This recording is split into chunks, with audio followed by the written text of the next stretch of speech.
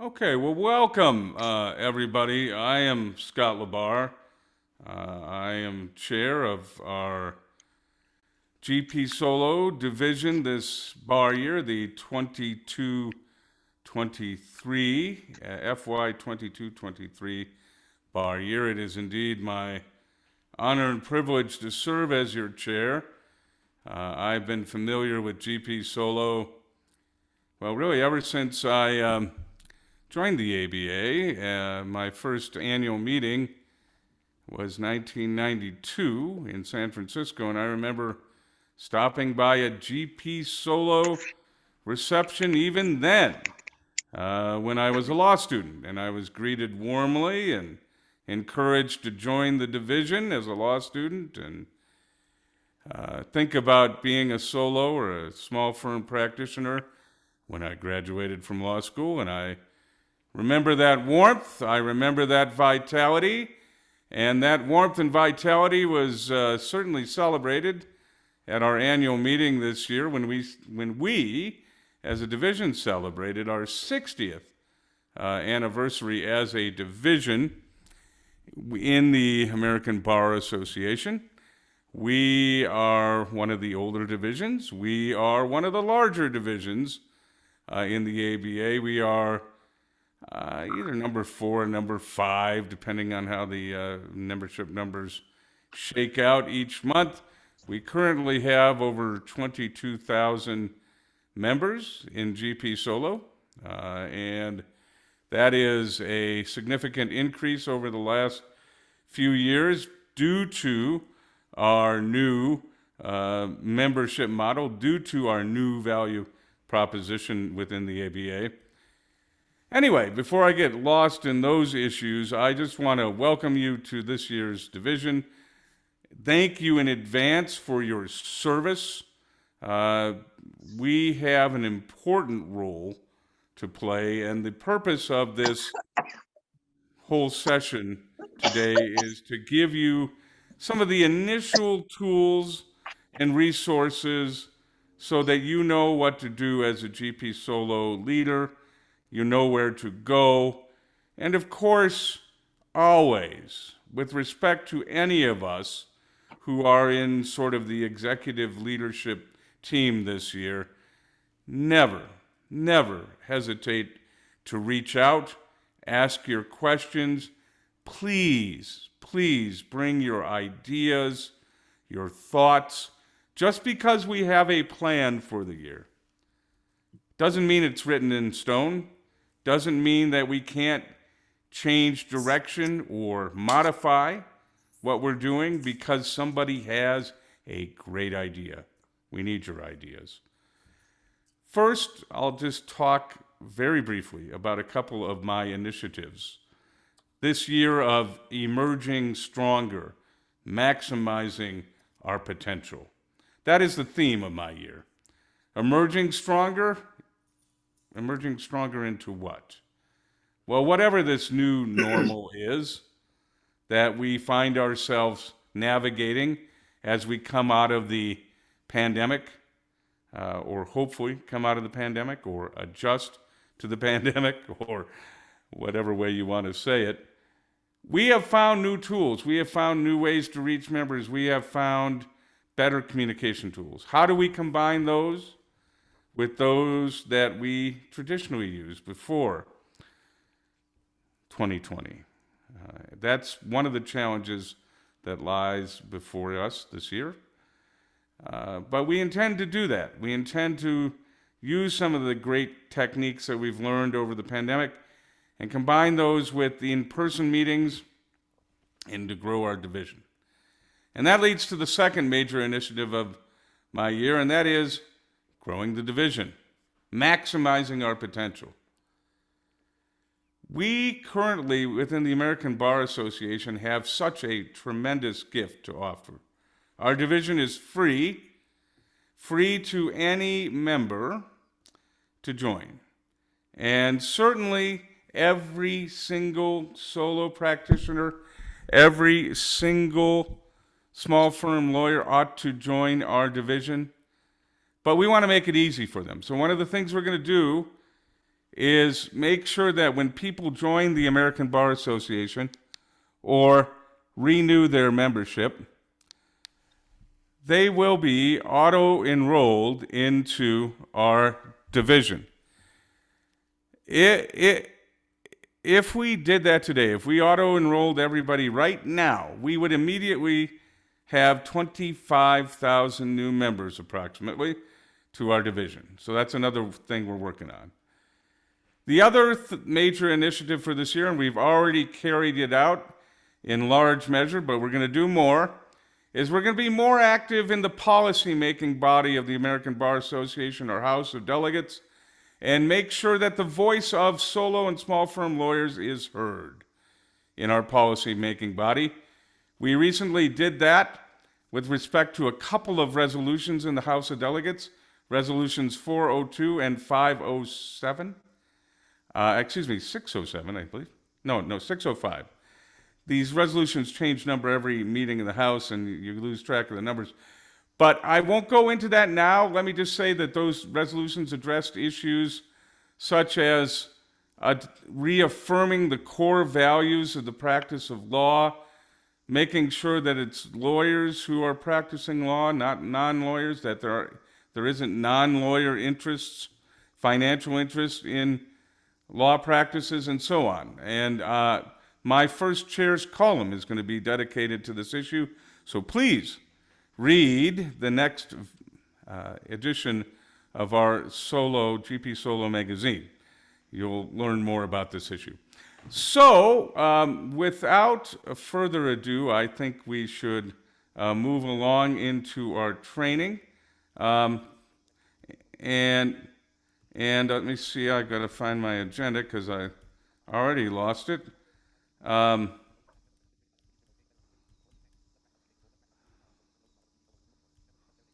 Okay, first we're going to talk about what is key to our division, and that is membership. And so let me turn it over to our membership director, the famous H. Nicole Workmeister of Albuquerque, New Mexico. Nicole. Thanks, Scott. So let me give you a little bit of an overview about membership in GPSolo. As Scott told you, it is free for all ABA members who meet eligibility requirements. So that means if you're a solo practitioner, you can be a member of GPSolo. A small firm practitioner, which is lawyers practicing in law firms of 2 to 5 people, you can be in GPSolo. We are the home to government lawyers and military lawyers and to general practitioners. And it doesn't matter if you're a young lawyer, a law student, a senior lawyer. If you meet the eligibility requirements, then you can be part of GPSolo. So as Scott said, that's a pretty big umbrella. As of July of this year, we had over 22,000 members. And as Scott pointed out, there's about 25,000 ABA members who are eligible to be members of GPSolo who are not yet members of our division. And our goal as a division is to recruit new members, and there's a lot to recruit from, but also to retain them, both new members and our existing members. And so the key to continued growth and retention, participation, and really the key to generally make GPSolo a very vibrant division is for members to see value in their membership. And that is why the work of the division's committees is so important, because the committees are the vehicle for providing value to our members and engagement opportunities. You'll be hearing as this training goes on more about GPSolo's resources and the committees that are responsible for creating those resources. But just so you have a general overview, and this is by no means an exhaustive list because GPSolo really has so many member benefits and resources for members, but we provide podcasts and webinars, a magazine and an e-newsletter that are very, very well received and very acclaimed. There's a publications library. We have diversity initiatives, fellowships, awards programs. There are public service and pro bono opportunities, a lot of networking events. We have mentoring opportunities, of course, continuing education, lots of CLEs, and a lot of leadership opportunities. And again, that is by no means an exhaustive list, and you'll be hearing more about that as this training progresses. As part of the membership team, what we need GPSolo's committees to do is to continue to create all this wonderful content so we can provide value to our members, whether it's creating a CLE or speaking at a CLE, becoming a mentor, writing articles or authoring books. You know, we have a lot of opportunities to become an author, to author books, and especially reaching out to new members. As I look at who's speaking at this training today, it strikes me that all of us became involved in GPSolo because someone asked us to. And if you're attending this training, you're all leaders and future leaders of the division. And as our leaders, it's really important to reach out to people you think want to be part of this division and personally invite them to participate so we can help grow membership. GPSolo is a great home in the ABA. It really is. We do a lot of substantive work. We do great stuff, and we have a lot of fun doing it. Membership's goal is to make sure that GPSolo members know what a great home the GPSolo division is, that they know about all the resources we have to offer, and to get word out to those who aren't members yet so we can grow our membership. I think that is a general overview of membership in GPSolo. Scott, I will turn it back to you unless anyone has any questions. Well, let's hold off on that. I meant to mention that we will have time for questions at the end. So please jot your questions down, and then we'll retain our expert panel of participants here to help answer those. Next, we're going to talk about diversity. And as many of you know, I happen to be a blind person, a person with a disability. And if it wouldn't have been for some leaders many years ago giving me a chance in the ABA to show what I could do as an individual, as a person, to demonstrate the abilities I had, I would have not made it. So key to our division, key to our profession, key to our association is diversity, diversity of all kinds. And we certainly embrace that in this division, and we have a long and proud history of doing that. We have an excellent diversity director, and without further ado, to talk about our diversity programs, here is Kelly Adams. Kelly, are you there? I hope we have the technical issues worked out. I am here, and yes, I did have some technical issues, but I'm glad to be here. I'm so glad to be your diversity director again. We are absolutely, I love this division because it absolutely is committed to diversity. This division has done so many things since I've joined about 7 years ago. I can't really remember. It's been a long time since I came into GPSolo through Dan Tan, and I have been a part of the diversity board since, and I have seen the growth, I've seen the support. And so we are absolutely committed to diversity and doing things every year to get better and stronger. And so a few things I want to talk about is our diversity fellowship program. Every year we as a board select 4 fellows to dive right into the diversity board and to assist us with our plans, with our programming. And obviously our goal is that they will stay a part of the diversity board, but also a part of GPSolo and branch out and to do other things within the division. Our diversity is not just based on race, it's gender, it is sexuality, identity, if there's any disability, we just diverse in all ways. You can look at our diversity plan that was just recently approved by council July 17th of 2021, where we talk about that we actively recruit ethnic and racial minorities, and we are always trying to expand diversity without taking away from diversity. So we've even explored religion and things as such. Since COVID, we've made leaps and bounds, something that most people suffered from very greatly. Programs and things like that had really given us an opportunity to reach more people. And so our diversity board really took advantage of the online platform. And we started a series called Activate Diversity, and that started in 2020. And it's continued on for 2021. It's getting recognition all over the place, and we're doing it for 2022. Our goal for 2022 is to continue to bring awareness to diversity in the legal community and to put a spotlight on GPSolo and their commitment to diversity. We're also working with membership because we want to reach affinity bars and bring other lawyers from other smaller bars to join the ABA, and specifically GPSolo. So we are committed to growing in our diversity board, that we're not just a small little board trying to preach diversity, but diversity will reach out to other divisions or other within the GPSolo.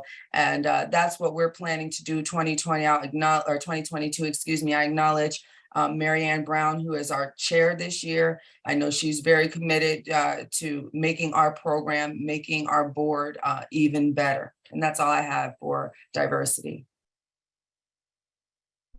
Well, thank you so much, Kelly. And we look forward to another great year. Next, I'm going to turn this over to our chair-elect, and he's going to talk to us about the structure of our division and a little insight into the role of counsel. This is somebody that I've known for many, many years, since YLD days. He is truly a great leader within the ABA and in Iowa, president of the Iowa Bar Association. Here is our chair-elect, Henry H. Hamilton. Henry? Thank you, Scott. And if I haven't said lately, I just want to thank you for your several decades of friendship and work within the ABA and other organizations. It's been truly a pleasure, my good friend.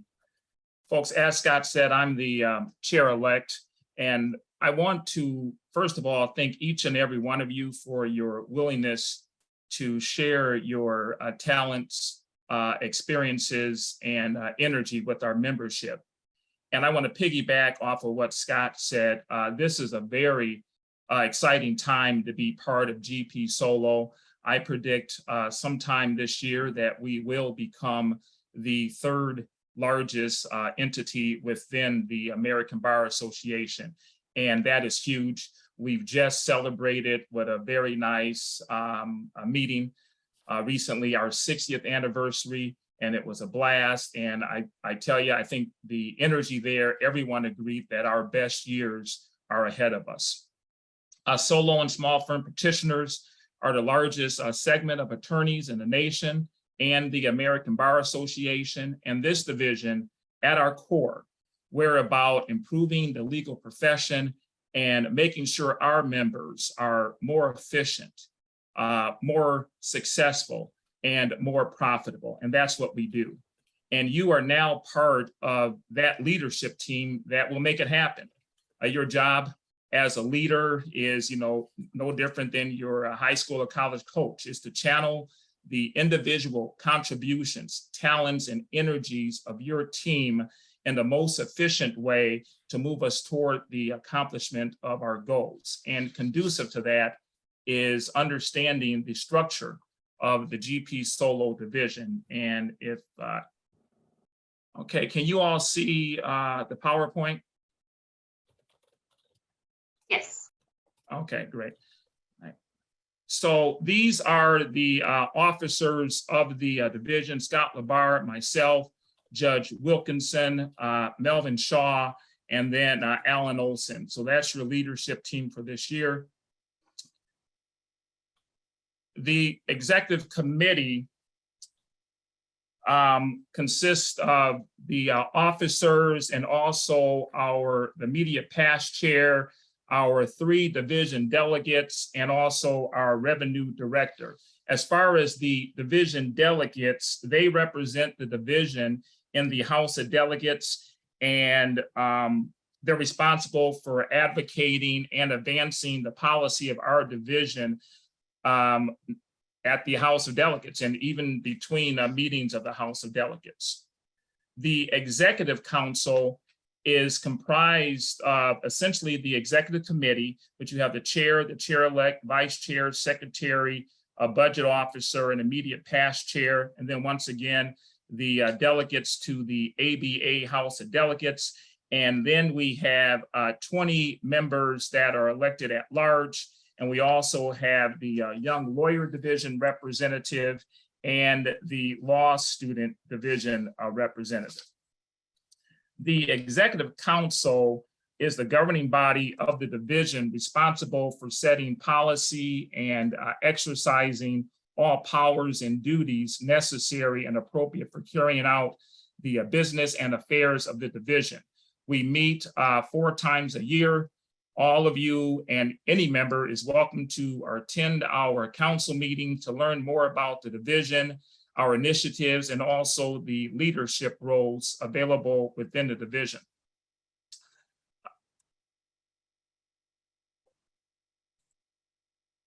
We have 7 directors. And I like to break it up. We have 3 what I call function area directors, and those are the directors of diversity, revenue, and membership. And you've heard from 2 today. I'm assuming you'll hear from the 3rd, but and I just want to applaud the efforts of our diversity director the last few years, Kelly Adams, and every word she says is absolutely true. Our diversity programs are the talk of the association. And then we also have what I call the division area directors, and those folks are Lewis, who likes to be called Jamie, so just call him Jamie, avoid the whole issue. Jamie Boston, David Lefton once again, Christine Albano, and Esther Kuhn. And let me tell you, let me just point out David Lefton. You're going to see his name over and over. And not only is he active in the ABA and past chair of this division and serving in 2 or 3 roles, leadership roles this year, but he also was just president of the Ohio State Bar Association. I see several members of the Ohio State Bar Association that call. And from my understanding, it was one of their more successful years. So I just want to point him out. But these 4 also attend our 4 council meetings, and the division is broken up to about 35 committees and boards.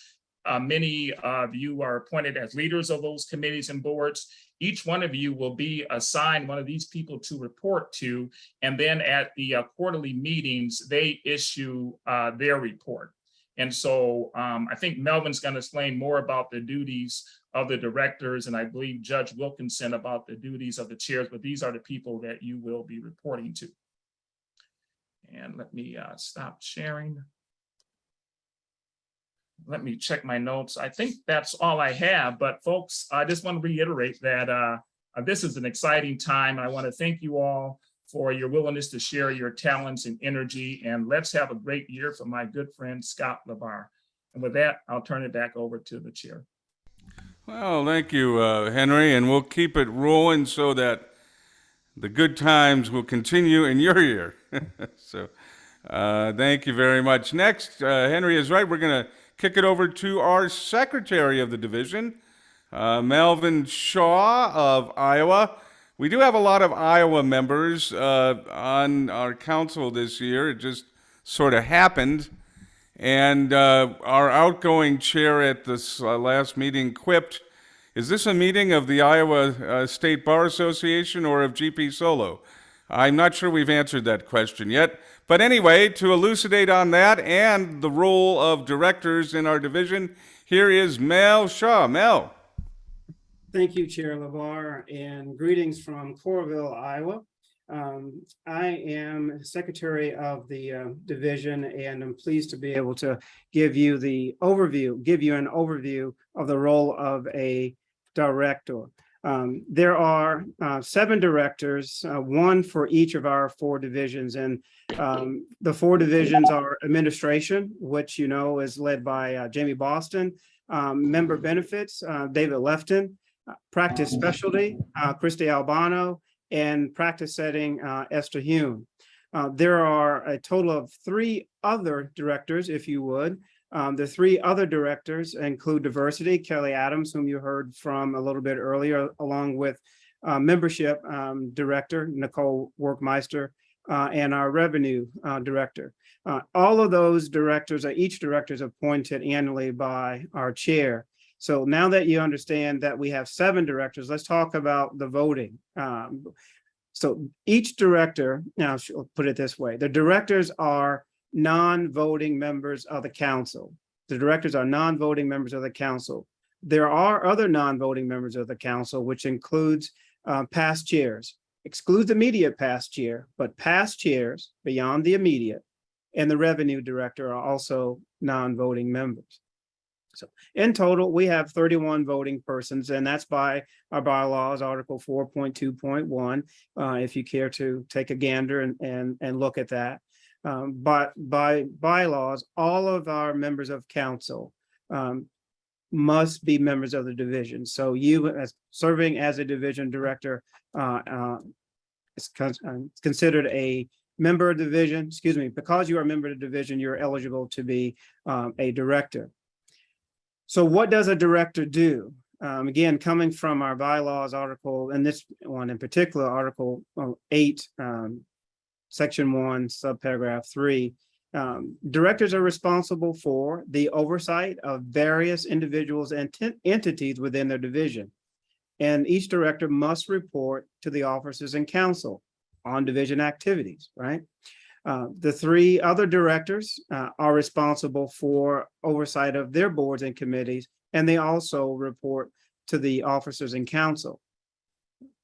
Each division has various committees, and I have asked Kim to share, and I think she'll share at the conclusion of this training, a committee staff liaison list that points out for each director who your staff liaison is. For example, the Division 1 director has 18 committees.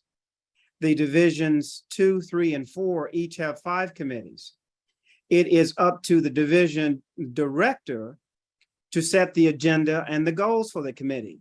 You will work with the staff liaison to understand the particulars about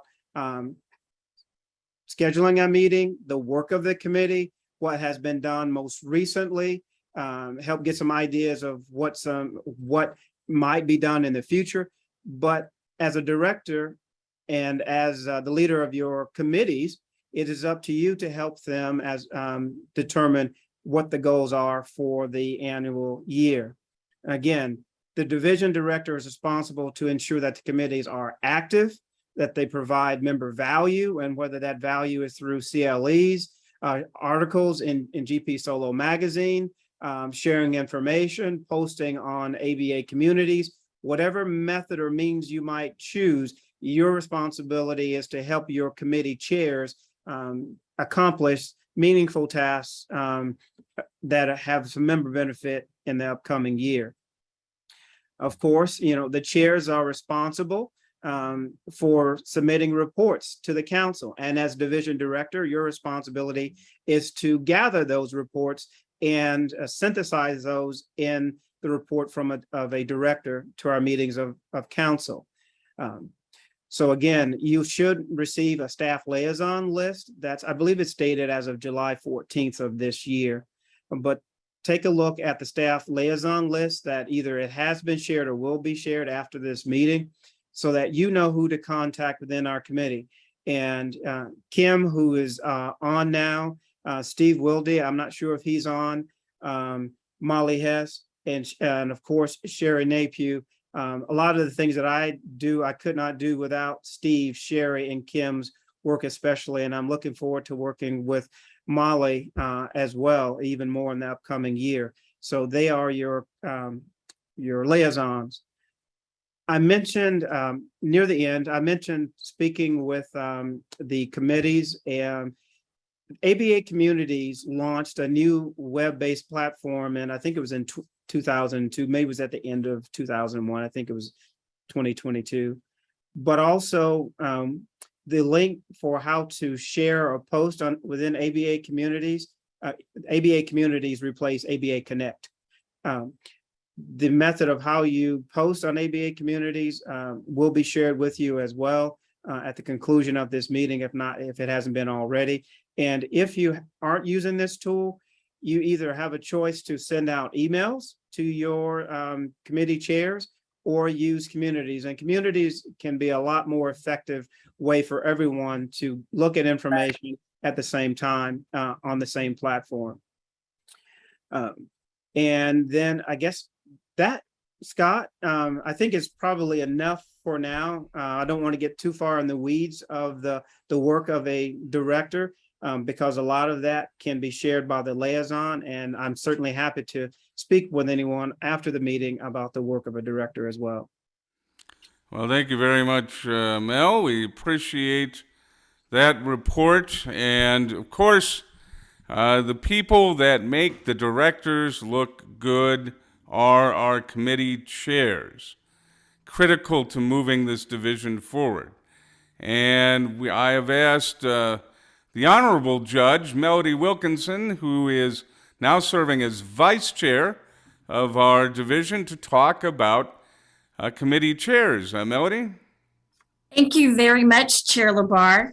I am honored to be the vice chair of our division, and I am looking forward to the presentation that relates to the expectations of a committee chair. And I am confident that those committee chairs that are participating in this Zoom meeting today, that if you take these pointers and meet the expectations, that you will join me in Chair LaBarre's theme of emerging stronger and maximizing our potential. As a committee chair, you're probably wondering, and it can be overwhelming at first, what is it that I need to do?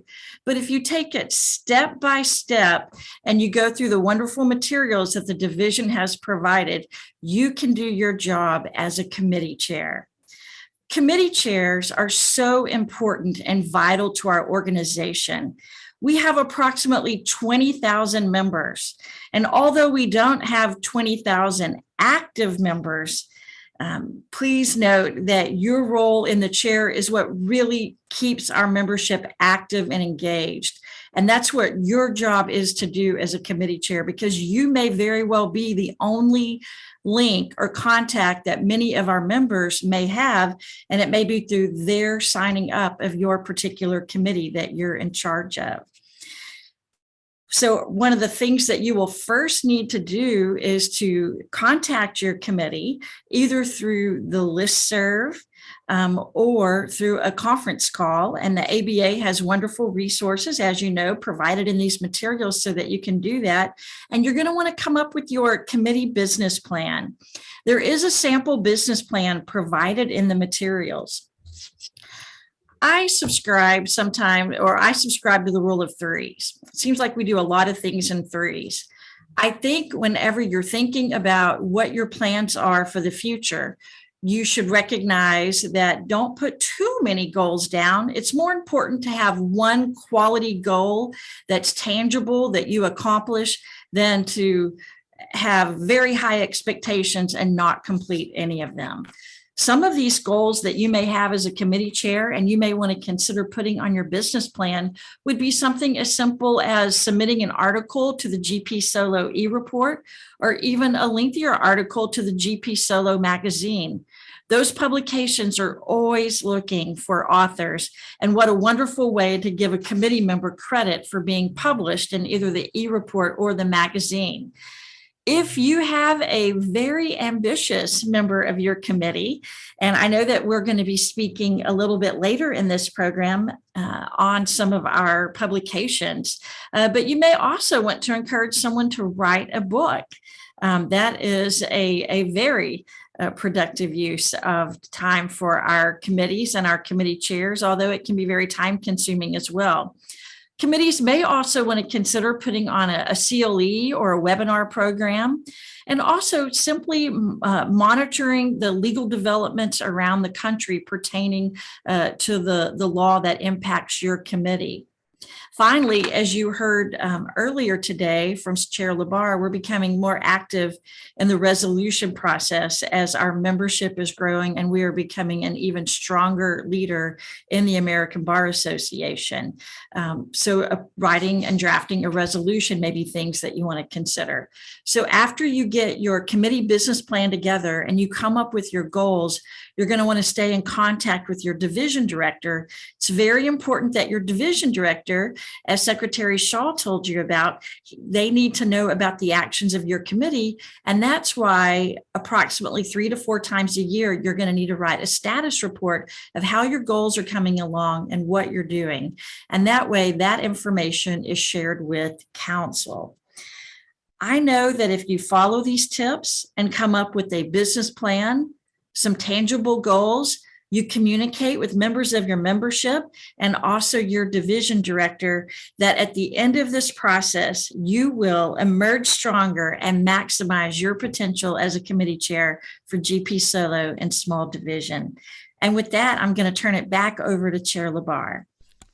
Thank you, Vice Chair Wilkinson, and thank you for your service and that great report. It really is the lifeblood of our division, the work that the committees do. And I do want to urge all the committees to think about resolutions that we should bring before our House of Delegates and set as policy. I think it's important for our constituency, the solo and small firm lawyers and military lawyers and government lawyers, to know that we're representing them and that they have a voice. And particularly, of course, for solo and small firms, we're the only voice in the ABA for those practitioners. So think about writing a resolution, and we'll talk about resolutions just in a few minutes. Now, next, I want to get into our publications. Originally, Tom Urquhart was going to be here with us today to talk about our pub board, our publications board, but he had a last-minute meeting come up and is not here. But fortunately, the speaker after Tom, Ashley Helene, who chairs our e-publication, our e-report, has had broad experience in all of our publications, the magazine, the e-report, and the publications board. So Ashley can cover it all. It just is, again, a testament to the great talent and depth and breadth of people we have in the division. So Ashley, I'll kick it over to you. Thank you, Scott. Yes. Everybody can hear me, right? All right, good deal. Loud and clear. Yep. Very good. So, so as Scott mentioned, I am currently the editor-in-chief of the GPSolo e-report. I also sit on the magazine board.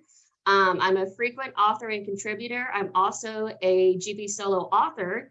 I've had a few publications come out through GPSolo and have, as Scott mentioned, previous experience on the book publications board. So I'm all about the publications, very exciting role to play with GPSolo, and it's a lot of fun to get involved with. So I want to tell you a little bit about each of those today. To start with, we'll talk about the magazine. The magazine is a publication that comes out 6 times a year. It was previously in physical format. It's now completely digital. It's available on the web. It can get downloaded as a PDF or an EPUB format for online viewing.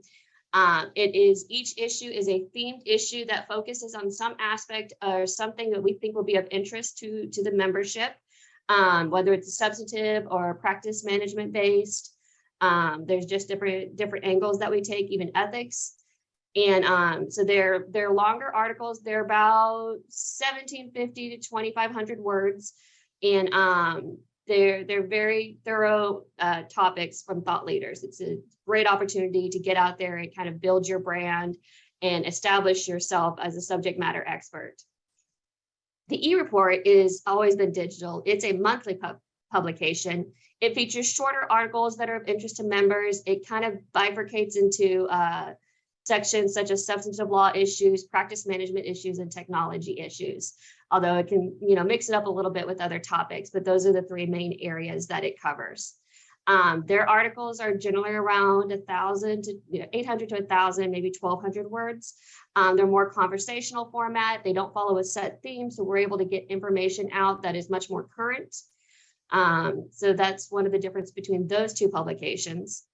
As I mentioned before, magazine's always themed, features a series of articles on a particular topic, along with some substantive practice management articles or technology articles of general interest to the population. We're always looking for people interested in working with us. You can work with us as an editor on the magazine board and the e-report board. You can also work as an author for either one of those publications. These publications are our primary means of communications that we have with membership. And participation is a great way to stay on top of legal trends, emerging issues in the areas you practice, and areas of law that you're just generally interested in. When it comes to looking for authors, the e-report, again, is more current, more with a monthly lead time, and is a great way to get started with writing. So if you're thinking, hey, maybe I want to write a book one day, but I don't even know where to start, a great place to start is with the e-report with their, like I said, 800 to 1,200 articles. Get a little comfortable writing there, and then you can look at the magazine board with your, 1,800 to 2,200 word articles. Get comfortable with that setting, and then start talking to the publications board. So you've got some experience with the gist and the flow of writing and really starting to find your voice. So they're excellent ways to, like I said, build your brand, get a comfort level, and reach those, milestone accomplishments if that's your personal goals. And lastly, if you guys have any kind of topic that you think would be a subject of interest for the e-report or for the magazine, we'd love to hear from you, just your ideas. So if your committee has an idea of a topic that is, trending or emerging and needs to be discussed, let us know, because if you're interested in it, odds are we have members that are interested in it too. And I'm going to go ahead and put the email address for myself and for Julie Huth, who's the editor-in-chief of the magazine, into the chat now if anybody wants to reach out to us. It's also available on the website. I just wanted to make it a little bit easier for you guys. And now on to the book publications board. So I'm not currently on this board, but I have served on it at BAST. Book publications board is responsible for all of the book publications for the division. They meet around 4 times a year at our in-person meetings, but they also hold conference calls in between sometimes. And then the role of the pub board is to develop book projects. They recruit authors.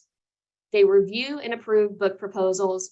They peer review and edit manuscripts. And this generally shepherd an author through the process. Now, I can talk to you as an author as well, as having somebody that's been through this experience. The process of writing a book, it seems daunting, but it starts out very simply. You simply put together a proposal. The proposal is like 2 pages long. You tell them about what your ideas are, give them some idea of what the structure would be like, how you envision, it being presented to the membership, and you submit that to the book publications board. They then go through a proposal review process, and they get an idea. They do a business case, see if they think it will work with, their buyers and viewers and readers. And once it gets approved, then you're off and running. Then you've got, however much time you've negotiated or set to review the author contract, get back and start putting your outlines together. And what's great is to get a member of the book publications board that's kind of been through the process that can walk you through it every step of the way. So if you hit that writer's block where you just don't know how to get started, you can talk to the editors there. Once you have a couple chapters together, if you want to make sure you're on the right track, send it in, let them give you some feedback. It's a very nurturing process. And it's great the way that GPSolo has all of these publications set up as stepping stones to get you towards your goal. So feel free to start out. You can start small with the e-report. You can build up with the magazine. You can build up to having your first book published. It's a great opportunity, and it's a lot of fun to work on as an editor, to share your ideas on marketing and finding authors, and to submit through writing. There's a lot of ways to get involved, and we really enjoy it and look forward to working with you all. So feel free to reach out to me by email and ask any questions that you guys may have. I'm a big supporter, and I'm just glad to be here. Thanks. Ashley, thank you so much. And Kim, if you have an opportunity, maybe we can toss Tom Urquhart's email into the chat as our chair of the books, the pub board. And we have been encouraging our chairs, once they are done being the chair, to write books. And I already have the title of my book. Now we'll see if the book pub board will approve it ultimately, but it's going to be entitled My Journey on the Marrakesh Express. And it's going to be covering topics all the way from disability rights law to copyright law. So I'll leave you to wonder what that book will be in a couple of years here. Thank you so much, Ashley. And our publications really are critical to the division, not only for giving our members a chance to have a platform maybe that they would not otherwise have as a small firm lawyer or a solo lawyer, but also critical to our revenue, bringing in sales of our books, bringing in advertising to our publications. And so it's just a huge piece to our division. Thank you again. So now another critical part of our division. It seems like we have critical part after critical part, but when you put it all together, it just demonstrates what a terrific division this is, and that's our CLE programming. As part of this new ABA value proposition, GPSolo was asked to step up and contribute lots of CLE, because one of the things that the ABA now does is offer a core set of CLEs free to our membership. Currently, there are something near 700 free CLEs available to our membership. You can get all of the CLE credit you need from the ABA. You don't have to go outside. Now, of course, people do, and that's fine. But you can get it all within the ABA, and we at GPSolo are a huge part of creating that content. And I've asked the co-chair of our program board to talk about our CLE programs. She's done just an awesome job over the years. Lynn, are you here? Yes, Lynn Howell. Yes, I am, Scott, and thank you for the introduction. Everyone, CLE, I started helping the division CLE out back when Laura Farber was chair, and we started streaming our Denver meeting. We streamed 52 hours of CLE at that meeting, and we were one of the first ABA groups to ever do that. We were ahead of our time, but as CLE has changed, so is same information that our members need. As Scott was talking about, the ABA offers so much free CLE and on demand to meet your CLE requirements, but that also means that we have to be mindful of what CLE event meetings do we charge, which ones can be free, which ones, because there are cost sharing models. Each year the division puts forward 6 free webinars that everyone can attend for free. We've got 2 coming up: the laws of buying and selling art and collectibles on September 13th. And then we have ethical issues concerning metadata and client communications on October the 4th. But when we still do some that are outside of the 6 free ones, we have to make sure that those ideas are going to make money. Okay, so it's kind of like you can't put the happy, touchy-feely ones in those spots because the division is responsible for the production costs. We split it with the ABA, but it has to earn its keep. And so when you get beyond the 6, Doesn't mean we won't produce it. We just have to feel confident that it's a winner. But we want all of your ideas. My co-chair, Anne-Marie Rebego, is not able to be here today.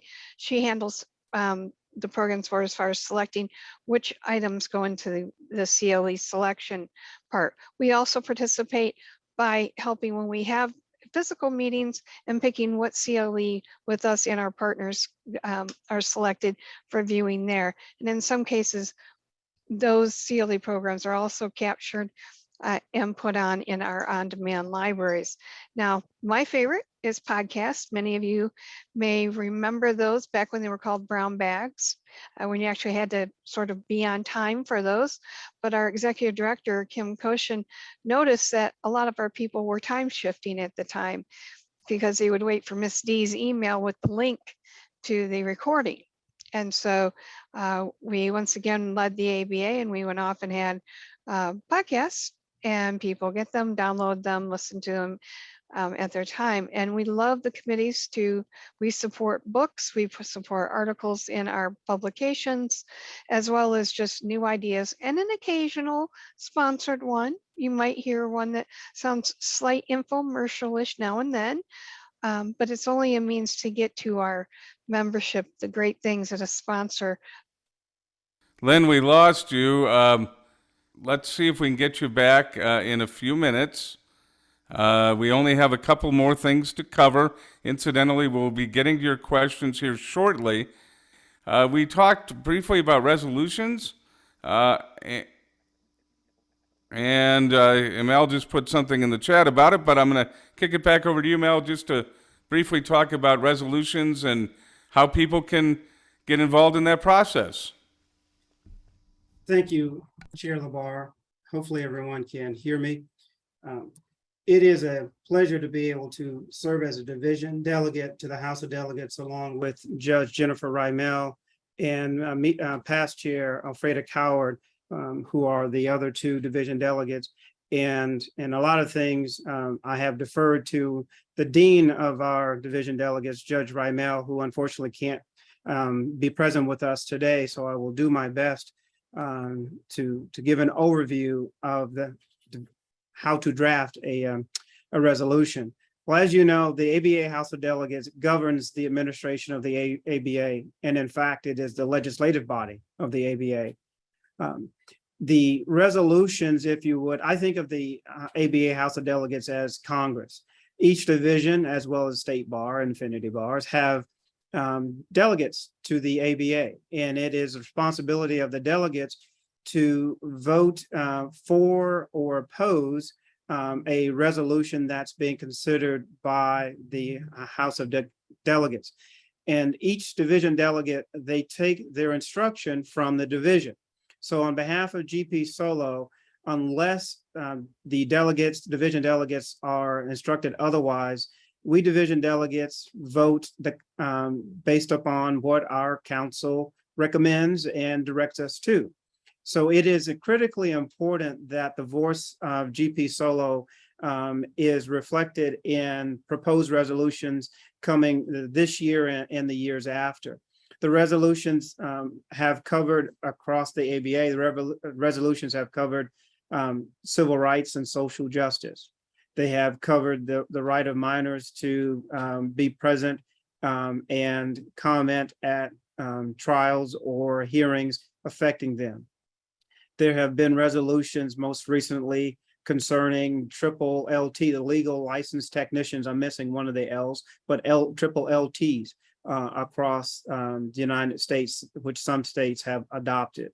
There have been resolutions dealing with COVID and the pandemic and the right of tenants during the height of the pandemic, if you would.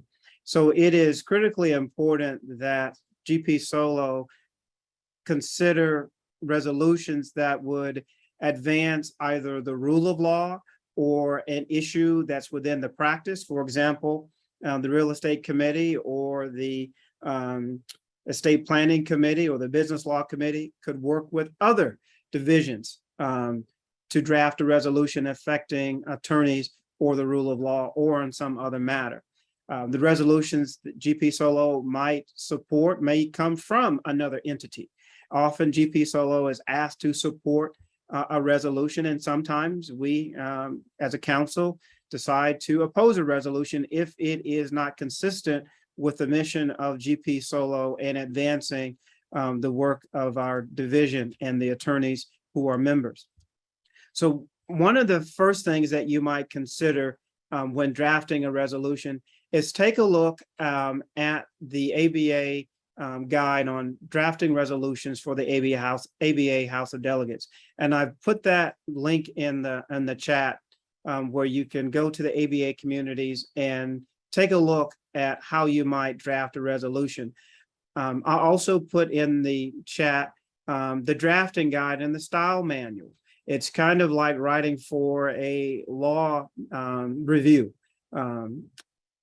The content, the supporters, and other information about how you draft and style, how you format your resolution is the information is in those links.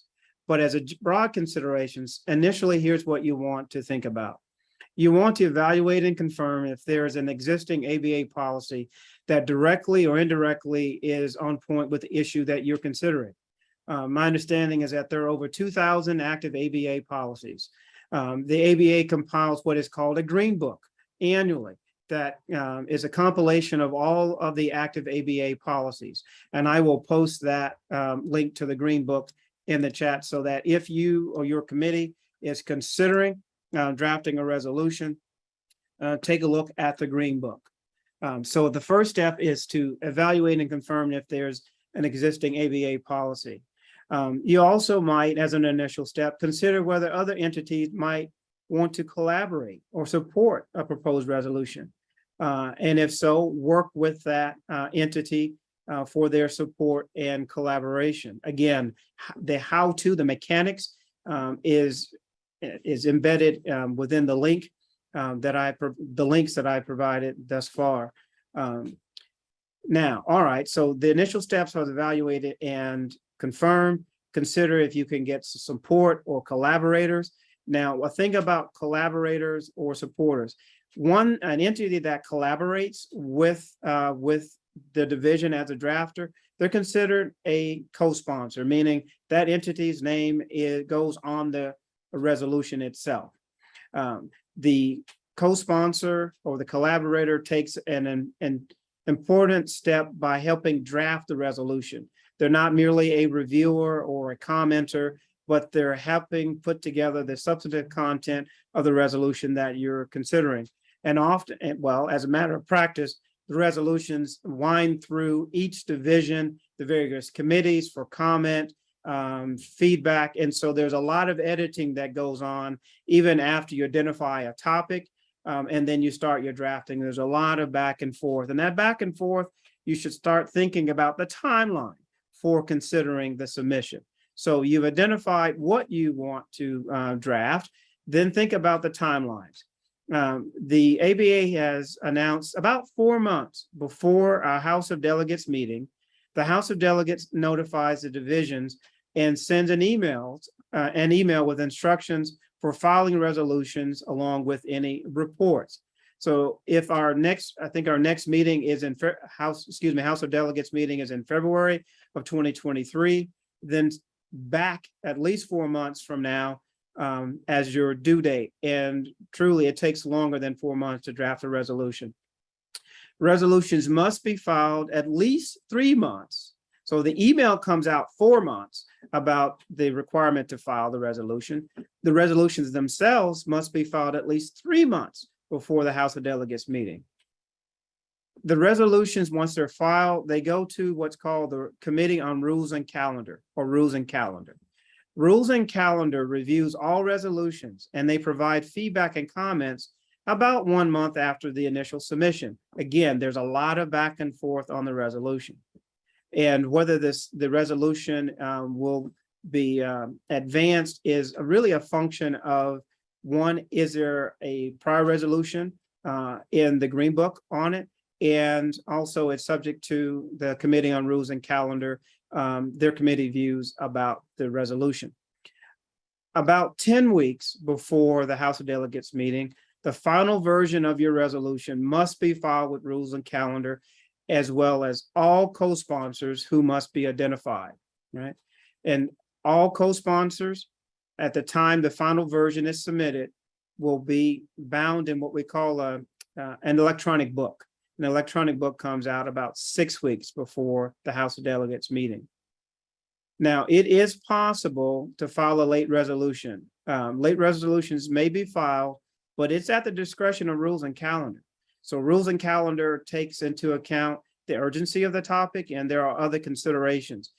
So let's not take it for granted that a late resolution will be accepted by Rules and Calendar. So again, think about the work of your committee. So the work of your committee, what is it that you want to achieve as a member benefit? You've heard various instructions already about looking ahead, thinking about what is it that you want to achieve, making sure that those goals are manageable, making sure that what you want to achieve is consistent with the mission of the division as Chair LaBarre has laid out for his year. Think about those things and begin to work with your division director and others to make sure that you submit a resolution timely. I will also put in the chat a Word version of a resolution template. I'll put this resolution template in the chat now so that you can take a look. It's an easy to use form and it's in a format is easy to use and helps you style your resolution. Again, there are a lot of nuances about drafting a resolution to the House of Delegates. Again, I'm happy to meet with you. I'm sure Judge Rymel would speak with you as well, as she has been serving as a division delegate for a number of years. And so together we can help you draft a great resolution to present to council and also advance to the House of Delegates. Chair LaBarre, that's about all that I have. Thank you, Mel. And certainly the drafting process is fascinating. In fact, oftentimes we find ourselves amending and revising resolutions on the floor of the House itself in a way to get compromise, to get support. So it's a fascinating process. I urge you to get involved with it. Now, my recollection, and please don't take this to the bank, but I think our first deadline for resolutions for mid-year are like November 5th or something like that. So if you have a resolution idea that you'd like to get before mid-year, we really need to get working with you very soon on it to get it submitted. Otherwise, we'll need to target the 2023 annual meeting, which happens to be taking place here in Denver, where I am. All right, so we have now reached near the end where we can take some questions. I know many have been leaving, but I want to point out that this has been recorded, and so for folks that couldn't be here during this time slot or had to leave early, we will have the recording available soon. Staff that are on the line, if you could just pop in real quickly and say hi and your position. Let's start with you, Kim. Sure. This is Kim Koshin with the ABA. I am a staff director for the Solo Small Firm and General Practice Division. I've been in this role for 14 years, so I have a little bit of history, not the full 60 years, but just a small percentage of it. And we're thrilled that you joined us today. It was so great to see so many people who joined us. And if there's anything you ever need, feel free to contact me at any time. I'm happy to provide anything you need. So thank you. I'm going to hand it over to Steve Wilde, my partner in crime. Hi, welcome everyone. This is Steve Wilde. I'm the program associate for the Solo Small Firm and General Practice Division. I'm also happy at any time to answer any of your questions or direct it to someone who can answer. So thank you for joining us. All right, any other staff members on? Okay. And what Kim didn't tell you is, she started as our division director when she's done with middle school. She's one of these brilliant savants, and so she's still very young, very, very young. Anyway, let's see if there are any questions out there. I know there was some, I think, in the chat. Maybe you can look back at those, Kim, because I haven't really been monitoring that closely. Or if anybody else has a question, just maybe raise your hand and Steve will turn to you. Otherwise, we are always available and open to questions beyond, of course, just this particular webinar. So this is Kim. We do have one question from Alexandra. She asked who to contact if they want to submit a resolution. Well, and I think we covered that a little bit, but I would contact one of our delegates to the House, Jennifer Rymel, Mal Shaw, who is on the call here, and currently a delegate to the House, and then Alfreda Coward, who we just elected to serve as one of our 3 division delegates. And there you go. Mel just put a email up there, so please, there you go. Thank you, Alexander. Any other questions?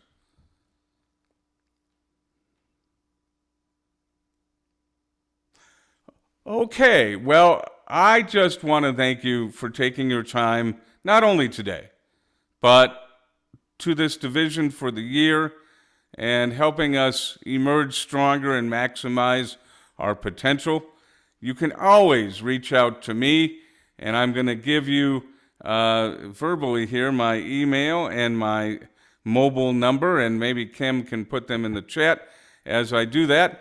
slabarre@labarlaw.com,